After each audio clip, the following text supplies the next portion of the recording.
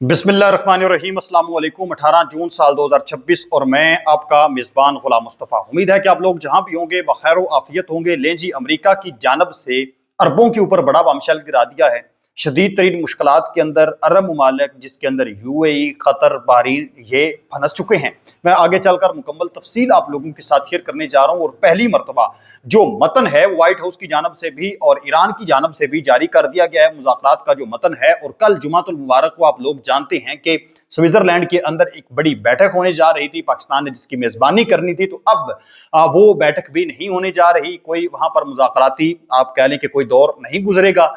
इस हवाले से एक बड़ी पेशरफ जो है वो रात गए हुई है, उसकी तफसील भी आप लोगों के साथ शेयर करनी है। चीन ने यहां पर बड़ी एंट्री कर दी है। आप लोगों से गुजारिश है, अगर आप इस चैनल पर नए हैं तो इसको लाजमी सब्सक्राइब कर लें और कमेंट सेक्शन में अपनी जो कीमती राय है उसका इजहार भी जरूर करें और पाकिस्तान जिंदाबाद जरूर लिखें। सबसे पहले नाजरीन मोहतरम, मैं आप लोगों को बताता चलूं कि कल जुमातुल मुबारक को जो स्विट्जरलैंड का दौरा था, पाकिस्तान का, अमेरिका का और ईरान के वफद पहुंचने थे और वहां पर एक जो है वो मुज़ाकरात होने थे और मुआहदा साइन होना था, लेकिन अब वो नहीं होने जा रहा। कल तो ये रात को खबर ये सामने आ रही थी कि पाकिस्तान का जो इब्तदाई वफद है वो वहां पर पहुंच चुका है और मजीद जो वज़ीर आज़म हैं और दूसरे जो उनके डिप्टी वज़ीर आज़म या बाकी जितने लोगों ने भी वहां पर जाना है वो भी जुमेरात के दिन पहुंच जाएंगे। लेकिन रात गए, कुछ मुज़ाकरात चलते रहे, मुशावरत होती रही और उसके बाद इस दौरे को कैंसिल कर दिया गया। ईरान के वजारत खारजा के जो तर्जमान है इस्माइल बकाई, उन्होंने सबसे पहले ट्वीट किया। उन्होंने कहा कि इस वक्त जब मैं आपसे बात कर रहा हूं, इस्लामाबाद यादाश्त का मतन गालबन दस्तखत के लिए ईरान और अमेरिका के सदूर तक पहुंच चुका है। अब ये रात को उन्होंने बयान जारी किया। उन्होंने कहा कि यह इत्तफाक किया गया है कि ईरान अमेरिका यादाश्त पर डिजिटल तरीके से दस्तखत किए जाएंगे। एक बार जब ये यादाश्त दस्तखत के लिए दोनों ममालिक के सदूर तक पहुंच जाएगी तो इसकी किसी भी खिलाफ वर्जी की ज्यादा भारी कीमत चुकानी पड़ेगी। यानी जब ये एक मुआहदा हो जाएगा, साइन हो जाएंगे इलेक्ट्रॉनिक, तो फिर अगर इसकी खिलाफ वर्जी होगी तो फिर जो मुल्क खिलाफ वर्जी करेगा उसको भारी कीमत चुकाना पड़ सकती है। यानी ईरान उसके ऊपर बड़ा अटैक कर सकता है और अगर ईरान खिलाफ वर्जी करता है तो ईरान के ऊपर बड़ा अटैक हो सकता है। इस लम्हे तक मुज़ाकराती टीमों के जनेवा या ब्रसेल्स में हाजिर होने के मंसूबे थे, लेकिन यादाश्त पर दस्तखत डिजिटल तौर पर किए जाएंगे और स्विट्जरलैंड में दस्तखत की कोई तकरीब मुनक्कद नहीं की जाएगी। ये इन्होंने रात को एक जो है वो ट्वीट जारी किया, लेकिन इसके बाद फौरी तौर पर फिर जो है वो खबर ये सामने आ गई कि दोनों जो ममालिक हैं और दोनों ममालिक के जो सदूर हैं, यानी उधर से सदर ट्रंप ने और ईरान से जो ईरान के वजीर आजम हैं इस वक्त मसूद पज़ेश्कियान, इन दोनों ने सदर हैं, उन्होंने दस्तखत कर दिए हैं। डिजिटल तौर पर दस्तखत हुए हैं दोनों ममालिक के सदूर इस मुआहदे यादाश्त पर ऑनलाइन तरीके से ही उन्होंने दस्तखत कर दिए हैं। अब जो है वो स्विट्जरलैंड के अंदर कोई तकरीब मुनक्कद नहीं होगी। इसके बाद हमने देखा कि हालात नॉर्मल अपने रूटीन पर आना शुरू हुए हैं। और इटली के जो वजीर आजम हैं जॉर्जिया मेलोनी, उन्होंने भी एक ट्वीट किया। उन्होंने कहा कि Italy will reopen the embassy in Tehran on Friday. जुमे के दिन जो है वो दोबारा से ओपन हो जाएगी जो इटली की एम्बेसी है वो भी। इसके साथ साथ मैं जो है वो आप लोगों को बताता चलूं कि नाजरीन कराम, जो अमेरिका का ईरान मुआहदे के बाद ईरानी और चीनी वजारत खारजा के दरमियान टेलीफोनिक गुफ्तगू हुई है। चीन का मैंने आप लोगों को बताया बड़ी उसने एंट्री किया। अब इसके बाद मैं आप लोगों को बताने जा रहा हूं कि जो वो 14 नुकात हैं जिनके ऊपर ये दस्तखत हुए हैं, जो अमेरिका की जानब से बाकायदा तौर पर जारी हुए हैं। ईरान की जानब से पहले तो चूंकि मीडिया क्या सराई कर रहा था कि ये मुमकिन तौर पर हो सकते हैं, ये हो सकते हैं, लेकिन ये पॉइंट्स जानना बेहद जरूरी है। और जब मैं आप लोगों के साथ ये पॉइंट शेयर करूंगा तो फिर आपने सुनने हैं और गौर करके सुनने और फिर मुझे बताना है कि इस जंग में जीत किसकी हुई है और हार किसकी हुई है, क्योंकि इन पॉइंट्स को देखकर ही पता चलेगा ना। तो इससे पहले मैं आप लोगों को बताऊं कि अमेरिका ईरान मुआहदे के बाद ईरानी और चीनी वजारत खारजा के दरमियान टेलीफोनिक गुफ्तगू हुई है। ईरान के चीन के साथ मुआशी और तवानाई के शोबों में ताल्लुकात आगे बढ़ाने की ख्वाहिश जाहिर की गई है। अब्बास अराग़ची ने मुज़ाकराती अमल की पुष्टपनाही पर चीन बीजिंग हुकूमत का शुक्रिया अदा किया। मैंने आप लोगों को बताया था कि चीन अहम तरीन रोल प्ले कर रहा है। चीनी वज़ीर खारजा वांग जी ने मुआहदे पर अमल दरामद के लिए हर मुमकिन ताउन की यकीन दहानी भी करवाई है कि इस पर अमल भी अब होगा तो हम आपके साथ हैं।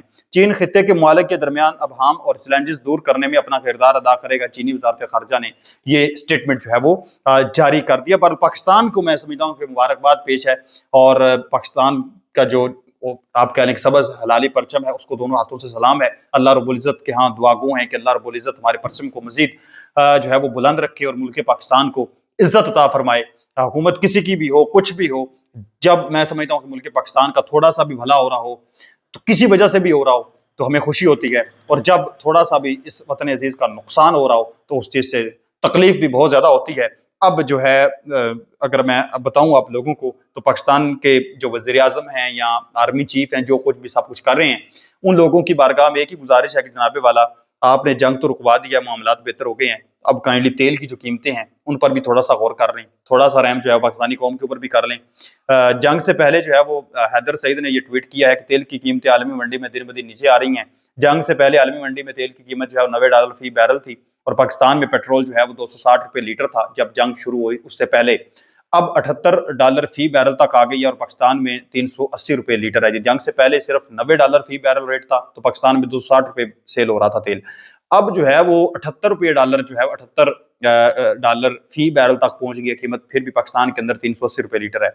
2022 में तेल की $120 फी बैरल थी कीमत। कोरोना का वक्त भी गुजरा, पाकिस्तान में पेट्रोल 150 रुपए लीटर से ऊपर नहीं गया। अब पाकिस्तान में कीमतें कम क्यों नहीं की जा रही? तो आप भी कमेंट के अंदर ज्यादा से ज्यादा आवाज उठाएं। अगर वीडियो बना सकते हैं तो हुकूमत से मुतालबा करें अपना हक लेने के लिए, और आप कह लें कि बड़े ध्यान से हक मांगिएगा, क्योंकि पाकिस्तान के अंदर आप जानते हैं बखूबी क्या होता है फिर। तो नाज़रीन मोहतरम, मैं जो है वो आप लोगों के साथ अभी मतन जो है वो शेयर करने जा रहा हूँ, आपने ये जरूर सुनना है। अब इस मतन के बाद जो है वो आप लोगों को पता चल जाएगा कि जंग जीता कौन है और हारा कौन है।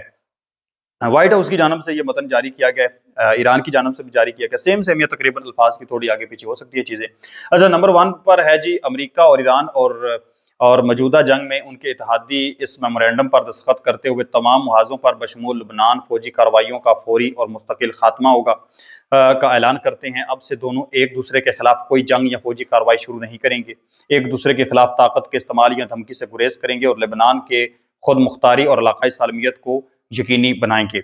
नंबर 2 पर है अमेरिका और ईरान एक दूसरे की खुद मुख्तारी और इलाकाई सालमियत का एहतराम करेंगे और एक दूसरे के अंदरूनी अमूर में मुदाखलत नहीं करेंगे।